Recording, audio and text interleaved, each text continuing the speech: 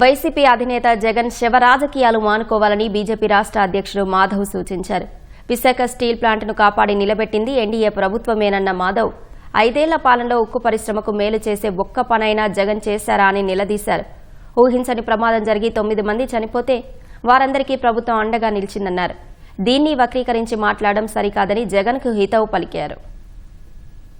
ప్రతిపక్ష నాయకుడు 5 సంవత్సరాల్లో నీ కాపాడి ఏం చేసావు? నిజంగానే ఏదైనా తీసుకొచ్చావా? ఆ ప్రాంతం రివైవల్ కోసం ఆలోచన చేసావా? ఒక్కటంటే ఒక్క స్టెప్ చెప్పమంటాను. కేవలం వచ్చి ముసలి కన్నీరు కాల్చి వెళ్ళటం తప్ప ఒక్కటంటే ఒకటి చేయలేదు. నేను మళ్ళీ అధికారుల కోసం ఎవరిస్తారు? నీ డబ్బులు ఇస్తావా? నువ్వు చెప్పిన ఎగ్జాంపుల్ LG పాలిమర్స్ నీ ₹1 ప్రకటించాను. ఎవరి ద్వారా ఇచ్చావు? ప్రభుత్వం ఇచ్చిందా? కేవలం 3 ప్రాణాలకు ఇచ్చి ఏదో గొప్ప చేశానని ఒక పరిస్థితి. దాని తర్వాత అనేక యాక్సిడెంట్ జరిగాయి. దానికి ఏమి ఇచ్చావు? 3 కాంట్రాక్ట్ ఎంప్లాయీస్ చనిపోయారు.